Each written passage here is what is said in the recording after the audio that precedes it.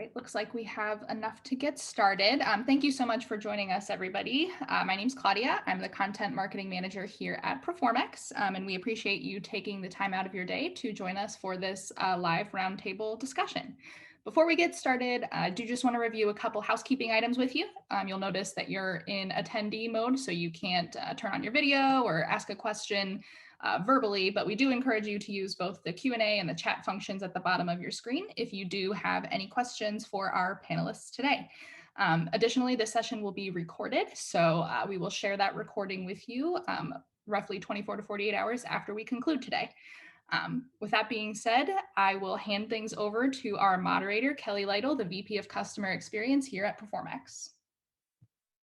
Yes, and thank you, Claudia, and thank you to everyone who's joining today's roundtable, and especially thank you to the panelists.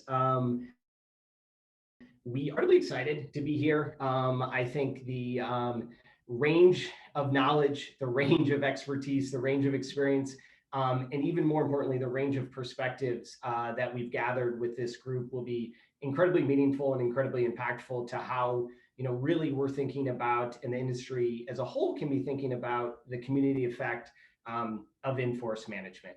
And so we will have a, what I think will be a spirited and lively discussion amongst everyone. And again, I think, each person here brings a really unique perspective, right, into how the industry as a whole can go forward with proactive Inforce management. And this is an important piece because, as we know, Inforce management comes with its own challenges, its own considerations. It's something I think we're really still understanding what all the best paths forward are from a product point, from a distribution standpoint, from a fiduciary and obligation to best interest standards and requirements, and then of course data access, the ability to access and tap into consistently refreshing data and everything that exists kind of behind the scenes with everything we're doing. And so we want to give everyone here a chance to share from their perspective, their view on what's happening in the Inforce landscape and ecosystem today. And what we really want to do in bringing together everyone's voice is showcase how the community around this life insurance ecosystem all plays a role and all plays a critical part in how we manage, how actively manage policies. And so with that being said, I'm excited to introduce everyone because nobody really wants to hear me speak. We want to hear everyone else. And so let's start with some introductions. So first, Bobby Samuelson. Bobby is the executive editor of the Life Product Review, the industry's best source for independent and objective life insurance product intelligence. He regularly presents at major industry and corporate events and has authored or co-authored numerous articles appearing in publications such as Trust and Estates, while also being quoted in the Wall Street Journal. Bobby is also the president of Life Innovators, an independent product development firm helping life insurers create, implement, and distribute unique and differentiated life insurance and annuity products. Previously, Bobby was the senior vice president and head of product development, insurance, and annuities at Bright House Financial. And prior to joining MetLife in 2013, he was an independent consultant to life insurers, distributors, and advisors. He is the third generation of his family to work in the life insurance industry. So excited to have you here, Bobby. For having me. Next, Don Davenport. Don is the Senior Product Manager and First Vice President of Life Insurance Products for Wells Fargo Advisors. In addition to managing insurance products, Don's responsibilities for insurance relationship management, marketing and training, and market growth and development efforts. Since joining Wells in 2008, Don's experience has helped shape insurance distribution and increased Wells's insurance capabilities across the company. Prior to joining Wells Fargo, Don worked at Ameriprise Financial for 14 years, where he held a number of positions in marketing, sales management, and wholesaling. He has been in the financial services, all told, for more than 27 years. So thank you, Don. We're excited to have you on today. Thank you, Kelly. Pat Wedeking is Vice President of Business Development for Tellus Brokerage Connections. In this role, Pat is responsible for communicating the Tellus value proposition and working to grow the Tellus BGA community. Previously, Pat was Vice President of Business and Partnership Development for Insure Now, where he was responsible for business development within Crump's Digital and Direct Sales Division. He was also president of the Life Insurance Center for 8 years, preceding its acquisition in 2016. Thank you, Pat. Excited to have you with us all today. And last up, Dave Peters. Dave is Director, Digital Distribution for Principal. And in this role, he's responsible for the development and implementation of digital distribution strategies for individual life and disability insurance within the USIS distribution. Dave joined Principal in 1988 and began in the individual life IT division. In 2005, he moved to USIS distribution and has held various operations and technology-related leadership positions during his time. So thank you, Dave. And this will be fun. I think we've got a great range of perspectives and ideas. So thank you all for joining us. So let's get started. I want to start on the product and kind of product dynamic side. So Bobby, we'll start your way. And obviously you've written and shared frequently on product dynamics and behavior. I was incredibly excited that you referenced T.S. Eliot in one of your recent posts, I believe from April. So that caught my eye. Was a great hook into that. But as you're looking out into the product environment, product landscape today, what are one or two things that you can tell us about that environment? And not just, really from a product construction standpoint, but really even, more geared toward what we're talking about here on the Inforce side and post-sale side. So love to hear what you're seeing there, Bobby. Yeah, I mean, there's a lot going on. And I think so many of the conversations we have in the industry are all about new business, because new business means sales. And for most of the kind of, think about the industrial complex of our business, the industrial complex is built around processing new business and making new sales. That's how agents work. That's how we pay commissions. So that's how agents get paid. That's how distributors get paid. And I think one of the things a lot of folks probably don't know is that's how a lot of us get paid too. I mean, there's got to be a kind of a new business arm to the endeavor to justify that headcount. And so we as an industry are really oriented around new business. And so when we tend to have product conversations, it tends to be all about new business and what is going on with product right now and what is impacting, new product development and product trends and stuff like that. I think what's always been interesting to me about Proformex and other, firms more focused on the Inforce side of the house is that those conversations do bleed back over into the dynamics. And the biggest one right now is really rates. And I mean, I know we've talked about this in so many ways, in so many different facets across this industry, but to put it on like a very succinct point, I was looking at a graph today. There's an insurance company out there that started selling indexed UL back in, 2007 or so. And they had a 17% cap back in 2007, 2008. That same company on those same products now has an 8.5% cap. So in 10 years, the cap has gone from 17 to 8.5. It's more than 50% decline. And from a new business standpoint, what do we see? Well, we see that their illustrations don't look as attractive as they used to be. That's obvious. But I think the point that we miss is that all these policyholders really bought the policy back in 2008, 2009, and they've really seen their cap drop from 16 to 17% down to 9 or 8.5% today, which means their illustrated rates have come down. Back then they were greater than 9%. Now they're, less than 5.5%.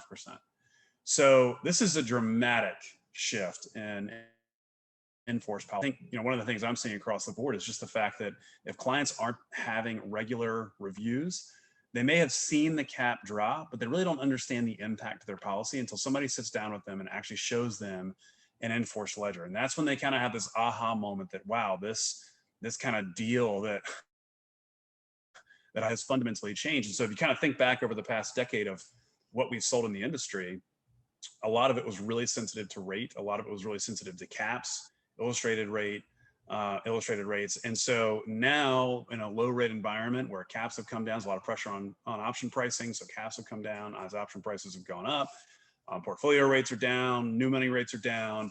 You know, some of the things that quote worked over the last 10 years may not actually work anymore, but clients may not know it because no one sat down and actually had a review with them and shown them what their Inforce ledger looks like. So in terms of sort of Inforce dynamics, I feel like there's kind of this latent, untapped market out there for people that really don't understand how much their Inforce policies have been impacted over the last 10 years and how the things that they were probably told or maybe told when they were sold the policy may not really apply anymore going forward. So I think that's a really, really important kind of piece of the puzzle here for what we're seeing in terms of Inforce policy management. It's just that profound shift to lower rates and what it means to individual policyholders. You know, I'll use a quick analogy my dad gave me earlier today that I thought was really great. As you mentioned in my bio, you know, I'm third generation in the business. So occasionally my dad will call me, and so today he calls me and he says, you know, I've got a great analogy for you. My dad's like a huge analogy guy. He loves analogies. And he says, you know, here's the deal with life insurance, right? With life insurance, it's like we tell clients, hey, listen, here's the deal. I went out and I found the best, most fuel efficient plane. I live in Charlotte, you know, for you to fly from Charlotte to Atlanta. All right. Now, I'm not going to get the plane. I'm not going to get in the plane with you. All right. I get paid on selling you fuel. So let's figure out, and that's your variable cost, right?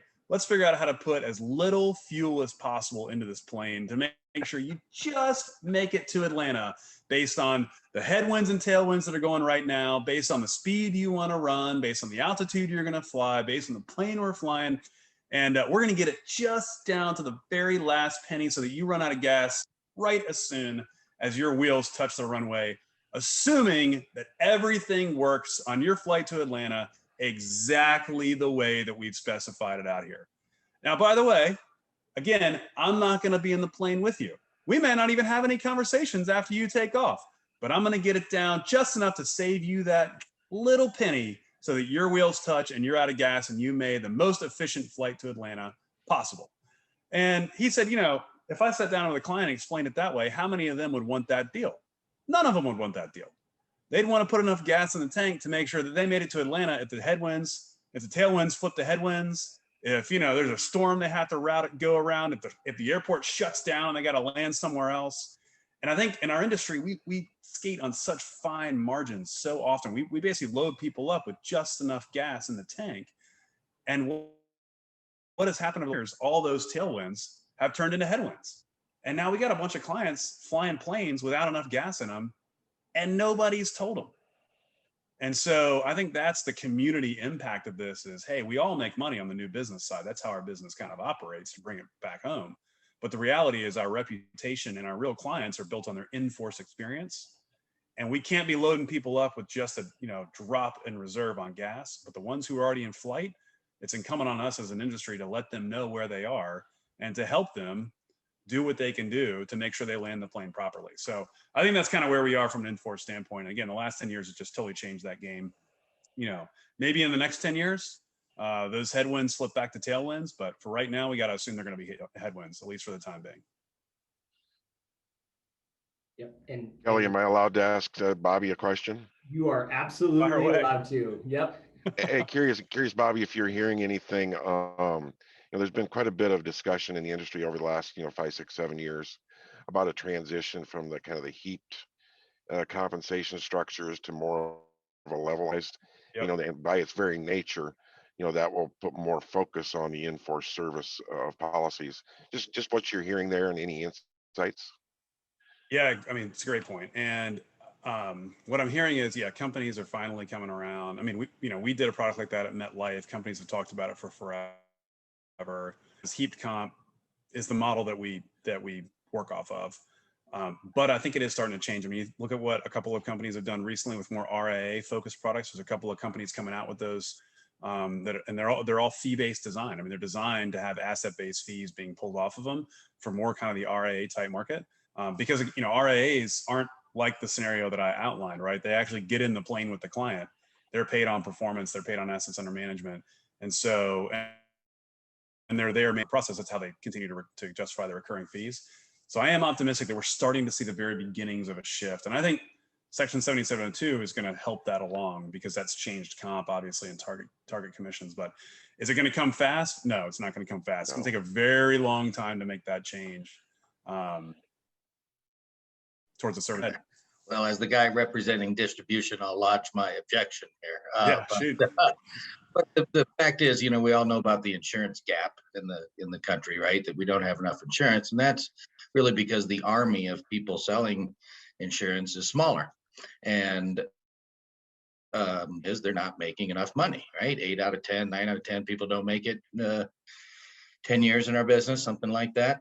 Most of them don't make it 2 years, so to pay people less is contrary to the notion of getting people covered, right? And what we really need to do is keep the heat model, but pay more on renewals, and then you would have both things accomplished. Even if that results in a little bit higher price, we often don't lose sales to, you know, $2 here and $5 there, but we do lose them to nobody's asking these people to get insurance.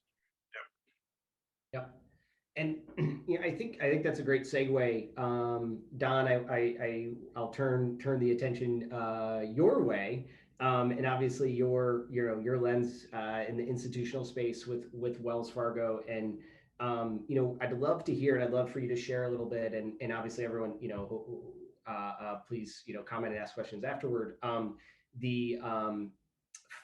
Alongside the fiduciary aspect, and you know, through your lens, you know, with Wells Fargo, can you talk through a little bit of the importance around the fiduciary aspect, and how you're, you know, evaluating how you can, you know, meet those obligations, you know, manage your Inforce block and that sort of thing, and sort of, you know, how everyone here, you know, kind of participates inside of that.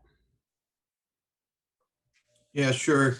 You know, from an institutional perspective, we're in a unique position in that, you know, we've got large blocks of clients, we've got large blocks of financial advisors, and large blocks of policies. You know, so we do have some great opportunities in front of us. Unfortunately, we've got a lot of hurdles to overcome, you know, as well. We all tend to have multi-carrier platforms, which makes ongoing service a little bit more difficult. We all tend to lean on our BGA partners for support, which again adds a new dimension to Inforce policy management. You know, we all have our own platforms, our own technology. You know, and frankly, our firms are not built to be life insurance centric. You know, we have really other priorities. So all those things, I think, make it difficult for us, you know, overall. But I do think, you know, Bobby made some interesting points there, and I think that there's some things that we're seeing from an industry perspective that could help us get over some of those hurdles. Certainly the RIA space is growing within institutions as something that we want to play in. We've got a culture of sort of money management and financial planning that should lend itself very well to ongoing management of the portfolio of policies and how they fit into that overall financial plan. We've got the regulatory side. Kelly, to your questions there on fiduciary standard, you know, that pushes us in certain directions as well. Now, I'll say that you know, those tend not to intersect necessarily with most of the insurance space. Certainly, the fiduciary standards are centered more around the variable side of products than the rest. And today the variable side is still relatively small, although that's trending upward. You know, so we may get some support from those things. Certainly the need to address Inforce policy management is there. You think about the issues, and Bobby mentioned a lot of them that we've had in the insurance industry for a long time. You know, UL rates that were back in the 80s shown at 12, 14%, IULs, VULs in the, early 2000s that were illustrated at 12%. And then markets happened. Things are really solved with proper policy service. So it's definitely something that we need to address. But we need approaches that really help us from the institutional side leverage the strengths that we have. One of the good things, I guess, also about us, we've got lots of financial advisors, we've got lots of regulations, and that allows us to sort of dictate to those advisors how we're going to define suitability, right? How you're going to show illustrations. I think almost all of us would have some limitations on the ability to show illustrations. So maybe we are not allowing our financial advisors, to Bobby's example, to run that plane at the minimum fuel. We've put some governors on there to say, hey, you got to have this much fuel in that plane, but is it enough? And does it really go far enough into the requirements for ongoing policy service? I would say it doesn't, but it's certainly a challenge. As I mentioned, how do you integrate the BGAs that support us into the service prospect? They're certainly centered on the new sale avenue, as are most of our financial advisors. So how do you integrate them into the process? Does comp need to change in the product design to do some of that? How do you all the varied technology platforms that we've employed independently of one another, because we just don't tend to want to, I guess, coordinate there. So several challenges, but certainly I think, given our clients and financial advisors, we've got the ability to some extent to control them and their behavior. We've got some ability to make changes industry-wide here if we adopt some new technology or new solutions.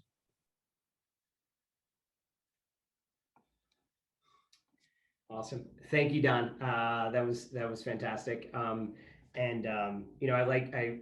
appreciate the time, because it's interesting to think, from, what Bobby was talking about. And by the way, Bobby, I feel like we're going to need to get you and your dad on a discussion and just go back and forth and let you all have at it with some analogies. So don't think we're not going to come back and put you on the spot for a few more as this goes on. King of puns and analogies. All right. I will never dethrone him.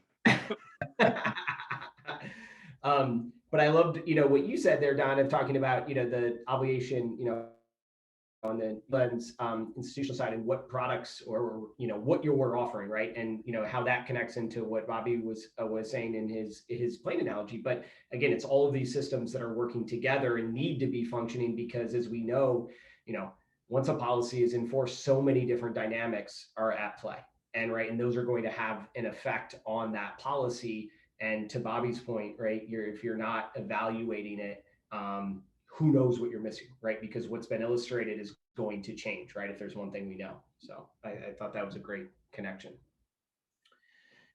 Pat, want to talk to you a little bit, with everything you've heard, and obviously more on the distribution side. We've talked a little bit about, how are we, and you brought up, right, how are we motivating producers, or how are we engaging? You talked about the insurance gap, which we know exists. And so, talk to me a little bit about, in the lens of Inforce and post-sale servicing, how are we, or how do you think we can motivate producers to service clients more? And then, can this result in more opportunities across the board for them? Love your thoughts. Yeah, sure. Well, in some ways, I think I've got the easiest job of all the panelists here, because to a sales professional, the opportunities here are really obvious. But I'll try to identify great information that Bobby shares. And I think the first effort has got to be training and just letting these producers know that this is the case. These policies were never designed to set it and forget it. They just weren't even, nobody ever thought that would be the case when they put them together. So so it's a great point. I think the motivation has to start with the client's best interest, right?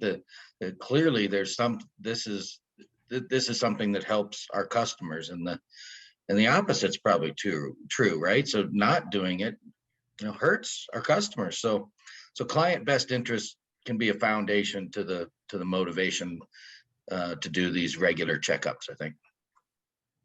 Absolutely. And, I know when we talked before this roundtable, Bobby, this was, you brought up a lot, right? That we are no longer in a set it and forget it environment, or maybe we never were. I think you have a great perspective on that. If you don't mind sharing a little bit more around what that means from you. Yeah, I mean, I definitely agree with Pat. It never was set it and forget it. And the only set it and forget it product out there really is whole life, and maybe guaranteed UL, as long as you pay those premiums on time every time. Whole life is structurally designed to give you a fixed premium chassis with some premium flexibility kind of built inside of it. But with universal life, it's the opposite, right? I mean, I remember a conversation I had with a client maybe 3 years ago. This guy it was actually a Raymond James advisor, found me on the internet or something, and called me up and said, hey, I've got this client, he's buying $100 million of life insurance. This life insurance agent pitched in this deal. Would you mind taking a look at it and just giving him some advice? And some of it was guaranteed UL, but one of the big, half the coverage was a universal life product. I just said to the client, I said, look, you got to realize this product, every single time this crediting rate changes, you need to change your premium. So think about it. The logic is you're setting your premium today based on the current crediting rate. That means you're making the assumption today that this current crediting rate lasts forever. The moment that crediting rate changes, you have to make that same assumption that crediting rate change is permanent, and you need to adjust your premium accordingly right now. Well, since he's bought that product, the crediting rate's gone from 5.2% to 4.35%, and he has not changed his premium. So what has he done? Well, now his policy lapses in the mid 90s versus age 121. And so I think that's the misconception clients have, is they think, oh, it's a set it and forget it product, even if the crediting rate changes, for example. No. The reality is every single time the crediting rate changes, you must change your premium if you want to have this you had before. And so not only is it sort of not a set it and forget it product, that's like a neutral stance. This is an active management stance. You literally have to react every time there's a change. Now, I will say this, it gets pretty tricky when you get to IUL, right? So like, say the cap changes, but you have a really good few years in the equity markets. Do you need to make adjustments to your IUL products? That's a really tough conversation. Maybe, maybe not. I mean, from a purist standpoint, yeah, but maybe you think equity returns are going to bail you out. So I think it's easy to say on universal life, but I think when it comes to UL or IUL and VUL, we know it's not set it and forget it. We just don't know when to intervene. And that's always the hard part for agents, is when do I tell the client, hey, things have fundamentally changed? We know the answer on UL, it's whenever the crediting rate changes or the policy charges change.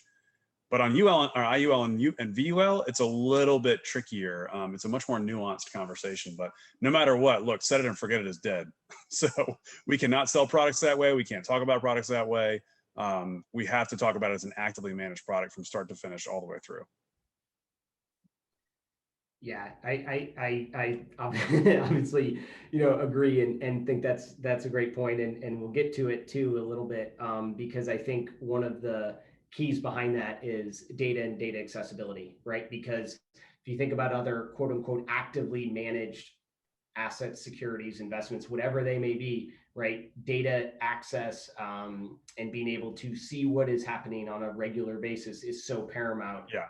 And I think, as we know, Dave, we've talked a lot about this. We're really scratching the surface of a lot of, where I think this industry can go from a data perspective. But before we get there, Pat, would love to kind of circle back on, just tying back to some of the conversations today and already and what Bobby spoke to, but, how do you see some of the product dynamics and, even, financial dynamics that are in play today impacting some of the decisions that you're seeing on the distribution side? And then how might that affect us as those products or those policies go in force?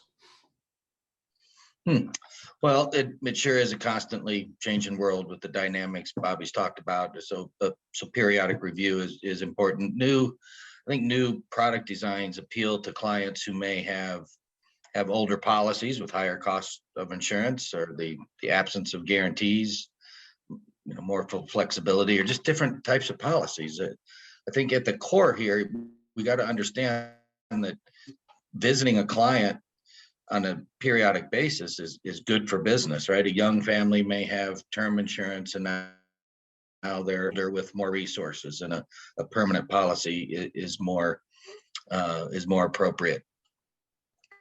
New riders and policy features that address things like long-term care and terminal illness may be more appropriate. Take me, for example. I'm in the business, and here I was running around with not enough disability insurance for years. And even now I'm sort of thinking I probably better address this long-term care thing. So my agent, who's me, hasn't done a really good job of, helping me think about it, but I am thinking about it. And what I need to do is probably get these kids through college, in theory, I'll have a little bit more disposable income, and I need to address long-term care insurance. I bought term insurance when my kids were young and timed it so that I would have coverage until they're out of college. Well, I probably need a little more permanent insurance with maybe a long-term care rider, right? Maybe that would help address my needs. So constantly evolving products, constantly changing people's situation really calls for constantly doing just good old-fashioned insurance checkups, and those have led to a lot of sales opportunities at Tellus. We've had agencies that just on the first kind of run through the data have identified policies that are underfunded. Sometimes they just need to be funded, and sometimes newer policies are more appropriate. I think we've got one shop that on their first run, they identified a $40,000 annual premium that is, in the client's best interest. And so the examples go on and on, but I think new policy features can address changing, evolving needs that our customers have, like me. And what's really interesting there too is everything you're talking about there speaks to a holistic conversation the client's needs. And as we're thinking about more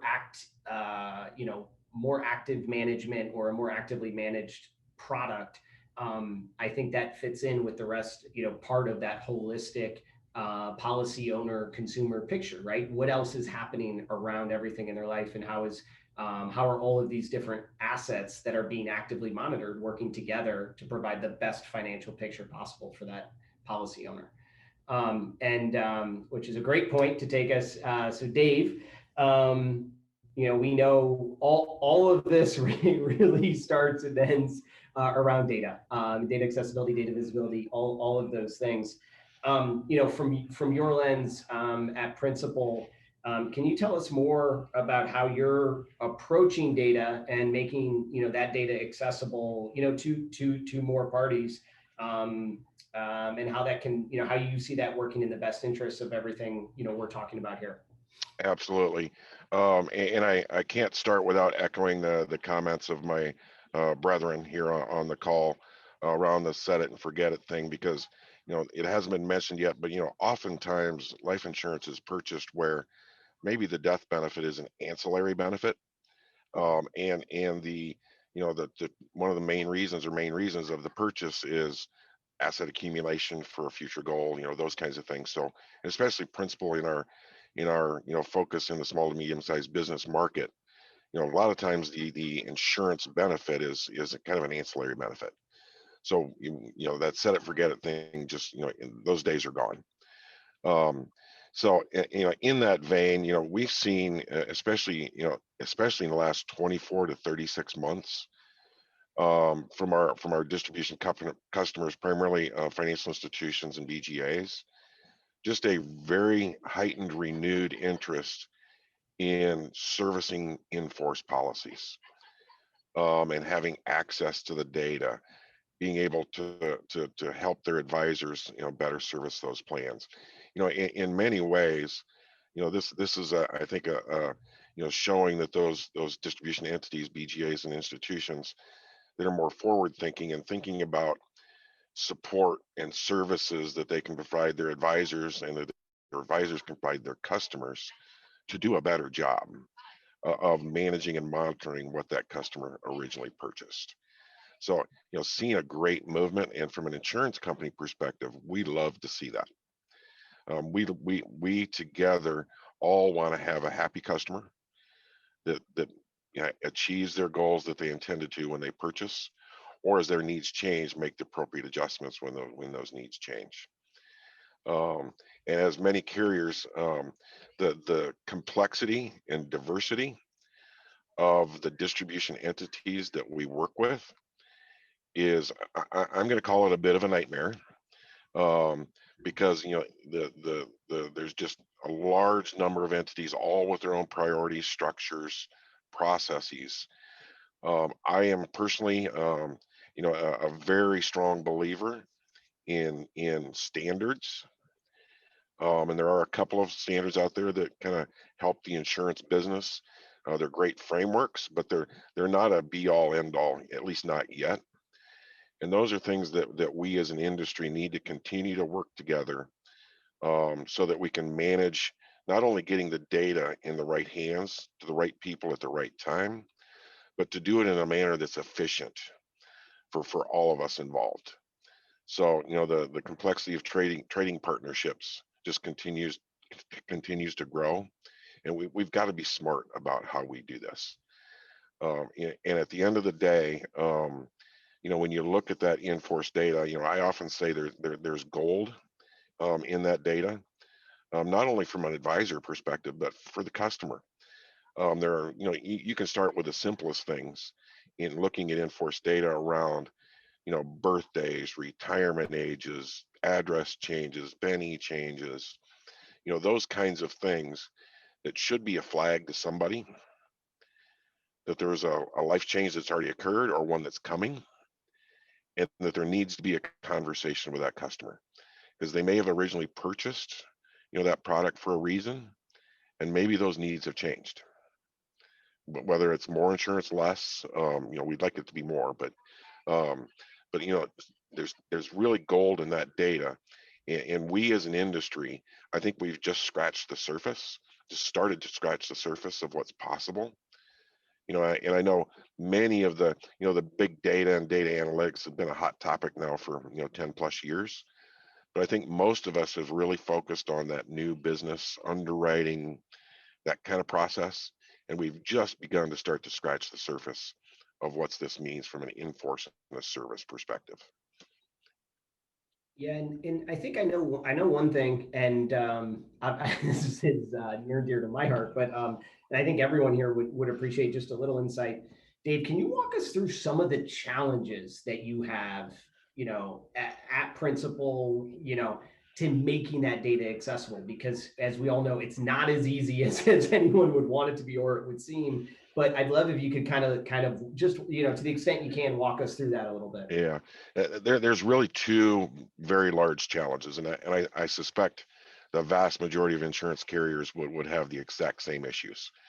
Number one is a plethora of administrative platforms that exist inside the walls of an insurance company. Some of them lend themselves in better ways to get data out and share it, and some of them do not.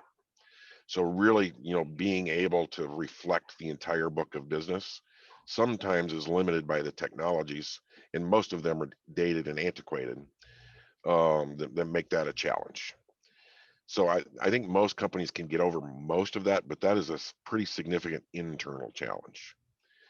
The biggest external challenge is consistency, because as these relationships and structures continue to grow in complexity, what none of us can afford to do is have one-offs for every single trading relationship that we have. We need to have a a good, consistent process and set of data that we can all agree on, that we all can share in an efficient and effective way. And I would add, I think one of the things that's going to become even more important in the next, 5 to 10 years is timeliness. Today, a lot of this stuff is batch oriented, daily, weekly, monthly, whatever the case may be. I suspect at some point in time here in the not too distant future, that need for real time updates, real time notification, those kinds of things when something important happens to an insurance policy or the customer, so the right people know and can address the issue when it occurs. So it's that data consistency, and that's really where I kind of hang my hat on industry standards. And in today's world, there's two primary drivers there. That's the DTCC and Accord, which work very well together, those two, and really helping to drive the industry forward and getting a common language that we can all talk and exchange data in an efficient way. That's great. That's great, Dave. And what I want to do is, so we've got about a little over 15 minutes or so, and I think I could keep asking questions. I have a lot of follow-up questions I'd love to keep throwing at everyone, but in the interest of making sure we take several from the audience. But before we do that, I wanted to make sure, with any of the panelists, we moved, through everyone in each perspective. But any words before we open up for the Q&A that maybe we missed, or you just want to reinforce, leave that open for anyone right here. Yeah, I'll throw one thing in, which is, we're talking about, Dave, I was so glad that Kelly asked you that question, because that's always a question, right? It's like, why don't we have better data?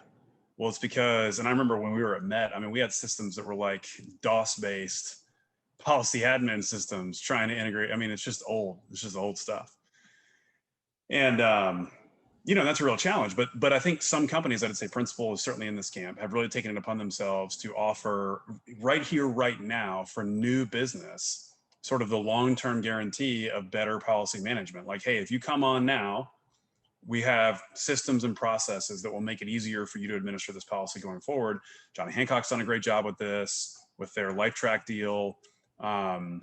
Lincoln's done a good job of it. Pac Life obviously is like the perennial best in this category.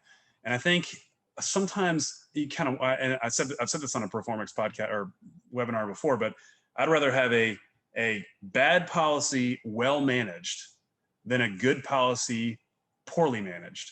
And if data and data accessibility is a problem, and I'm thinking of one carrier in particular right now that has been fined by the state of California for not being able to produce Inforce illustrations, can't administer its policies, that is catastrophic. And so if you've got a carrier that has a really great admin platform that exists already, that should count for something. How much would I pay to have access to that? I don't know, I'd pay 5% more, 3% more, 10% more, depending on the sale, to be able to readily and easily access my information and manage my policy well. And I just don't think we get enough, on the sales side, we don't give enough credit to that benefit on the Inforce side, even though companies are investing in it. But if we did, more companies would invest in it because they would see the impact in the market. And I think we're getting there. Like, I really think Hancock, Lincoln, Pac, Principal, even Pru to some degree, other companies have invested enough now that it feels like it actually is a differentiator, and producers are actually getting experience with it and saying, wow, this really is different, that maybe we're getting close to that so we can avoid this problem that we've been talking about the whole time, for the next 30 years, because we accounted for it on the front end. So I think that's the optimistic piece here, is there for the policies we're selling today, there are carriers who give us that capability. We just think they know we value it and we sell accordingly. Very well said, Bobby. And I'm going to take the recording of your little snippet there and share it with a few folks. Very well said. Go for it. Yeah, it is a good point. I might just add that we've talked a lot about permanent policies here as well. We should, but there's also great value in tracking term policies. The number of term policies that are in post-term, premiums are amazing. Yep. And talk about an easy sale, right?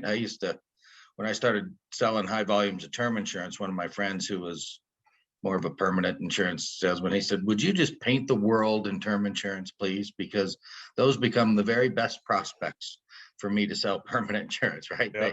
They know the process. They obviously value coverage, right? And converting a term policy is, pretty easy sale compared to, yeah. I was going I'm to say, sorry. love that comment, Pat, especially coming from a company that we believe we have a very compelling conversion offering. Yes. Compared to the market. So absolutely agree with your comments there. All right, I got to tell you guys a funny story.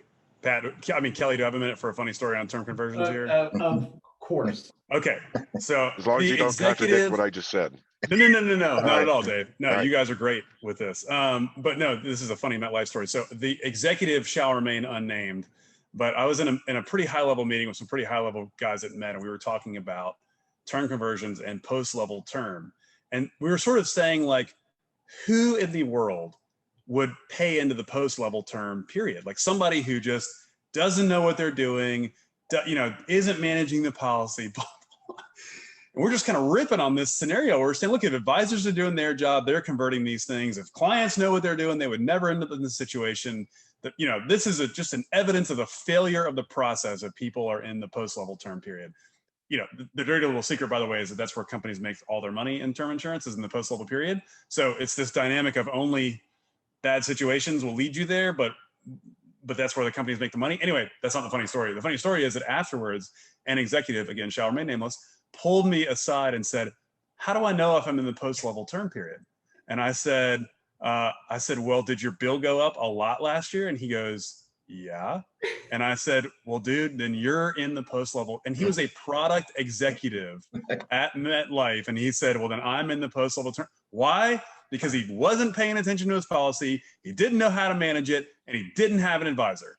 And so what did he do? He paid the bill. And he lost his conversion privilege in the process because he was past the period of time. And he's an executive at an insurance company. So, Pat, I totally agree. We cannot leave term insurance out of this conversation. Even smart, well-intentioned people can do something they don't intend to do. And with term insurance, it's all too easy. Yeah. That's amazing. I love that story. I thought maybe you were going to drop somewhere in there that it was your dad that had done that. No. Claudia, are there, I know we've got, a little bit of time left. So wanted to see if there were any questions that we had queued up from the audience. And again, if not, I have a few on standby too. So. That's perfect, Kelly. I think we'll get started with yours. I saw a few raised hands. So if you're somebody listening and you did have your hand raised, please remember to use the Q&A or the chat function at the bottom of the screen to submit that question. And Kelly will just fit that right in with the questions he's going to continue with right now. Got it. And I guess even before we do that, Don, I noticed that you had gone off mute. I wanted to make sure if there was anything that we missed that you wanted to add into that before I asked a few questions. Sure, all great comments, and I agree with all that the distinguished panel has said here. I did want to circle back. Bobby made some really good comments related to training and policy service and thinking about it, in that different way. It's certainly not a set it, forget it.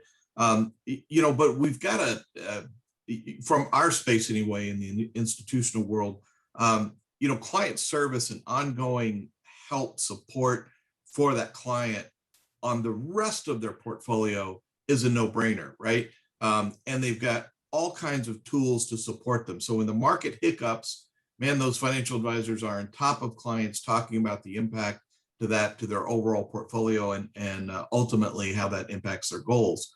We need those sorts of tools to support them. Education really isn't enough.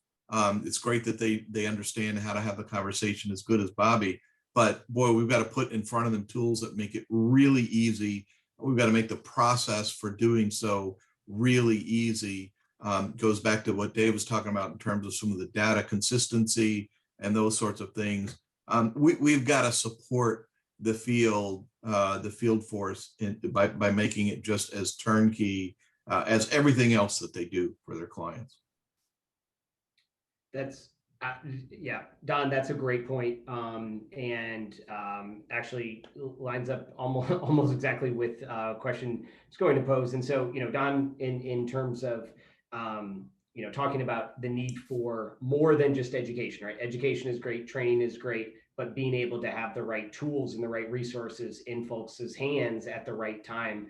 I'd love, whomever wants to start first, what other, so if we think of that and that accessibility to resources and tools as a best practice, or perhaps an industry standard, what other best practices do you all see as sort of helping influence and the mentality around proactive servicing, but also not just the mentality around proactive servicing, but also making it easier for folks to do it. So whoever wants to go first. Well, I'll jump in first and love to get others' perspective too. It's got to, I go back to the easy. It's got to be as easy as everything else, right? Financial advisors today can monitor, again, their clients' portfolios up to the minute. Yet, in order to get a true view of what their policy is doing, you got to get an Inforce ledger. You got to then decipher what that means, right? All of this takes time and effort. I've got to go do that. Even some of the carriers that Bobby mentioned and others that have built out really solid for making it easy to go grab that online and things like that. Again, we got a multi-carrier platform. So I'm doing that with each and every one of my carriers for each and every one of my clients. It's, data is certainly not consistent. So it just becomes a chore. We got to have that big fat easy button, push here, and you've got exactly what that policy is to the minute in front of me, so that I can begin to talk to my client about what might need to happen.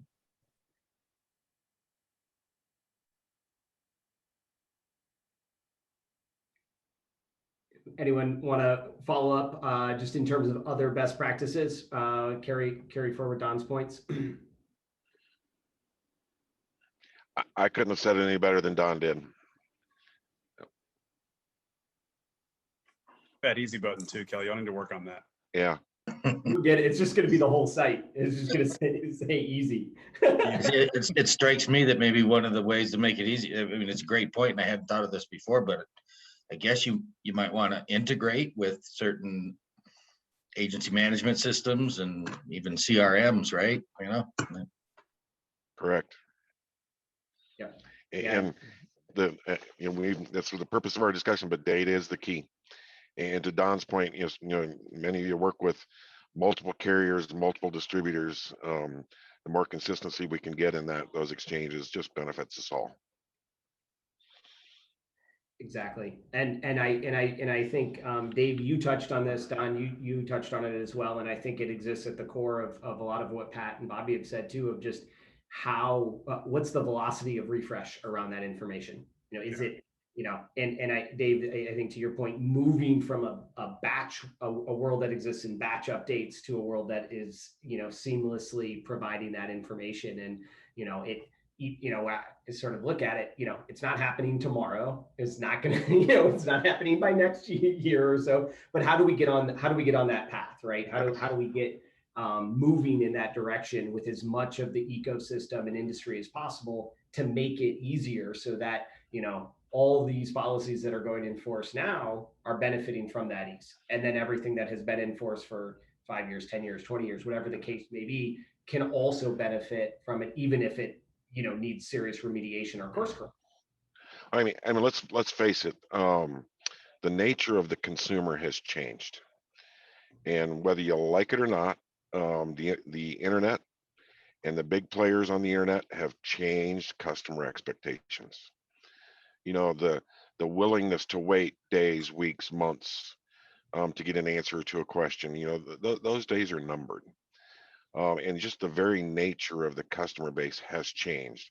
And we as an industry have to change with it.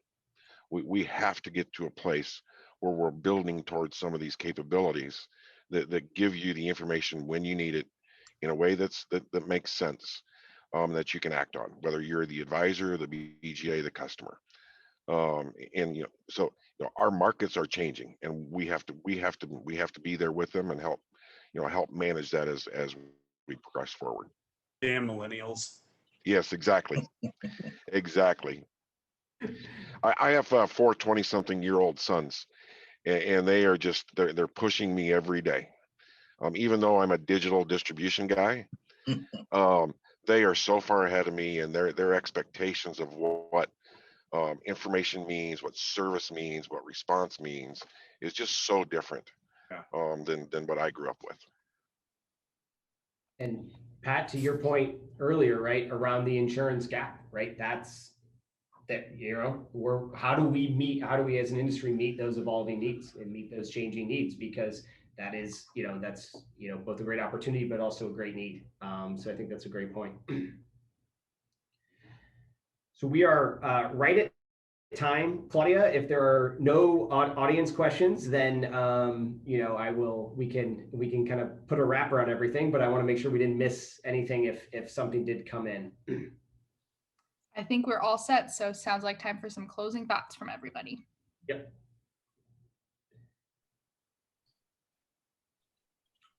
Pat, why don't we start with you, and we'll just go around kind of what's one thought that you want to leave the audience with around everything we've been talking about today around Inforce.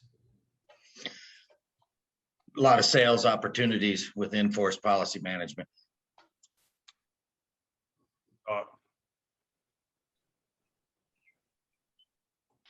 Yeah, I don't want me to go.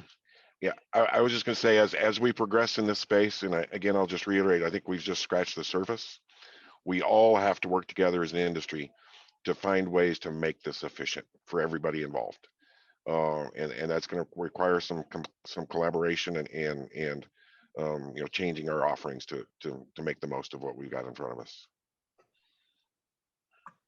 Yeah, I'll go. Yeah, well said, Dave. Go ahead, Don. Yeah, I think you're right. As you were talking, Dave, about some of the challenges that you guys face with your antiquated systems, and certainly we've seen the impact of that throughout the industry for years. It occurs to me that we can't rely on carriers to be the ones to solve this. It does have to be that community effect. We've got to have InsurTech be a part of that solution. We've certainly got to have solid tools that support our financial advisors. We got to have integration from the carriers and out to our distribution partners from the BGAs.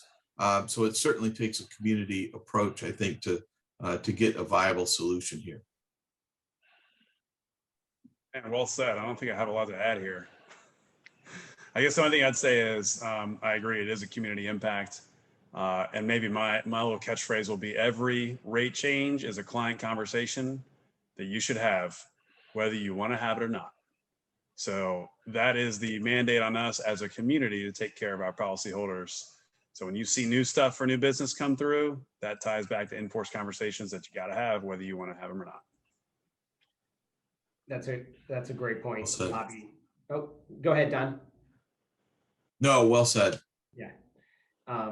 And so I think, in closing, I think everyone, kind of touched on it, but, it will take, and it does take, all of these different perspectives and lenses having a critical role to play, able to, work in the service of the millions and millions and millions of policy owners, right? And whether it's product dynamics that are changing, daily or inside of a day, right? That are critical to evaluate, to fiduciary obligations, to data and data accessibility, and how do we bring this industry up to some of the other financial products that are sort of associated with it, and then of course sales and sales opportunities and where we're going from a distribution and servicing perspective. And so all of this works in tandem, and there's no one group that's solving it. There's no one entity that is. It's everybody here and then some, right, working in tandem to reach that desired future. So Huge thank you, Pat, Dave, Don, Bobby. You all are amazing and wonderful. I know we are just a little bit over, but this has been a great conversation, and eternally grateful for your time, your wisdom, your expertise, and your knowledge.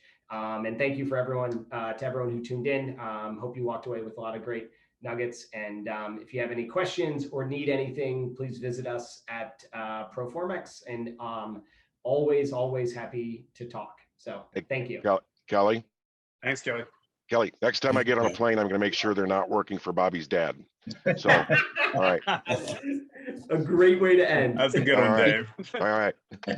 Thank you. See y'all.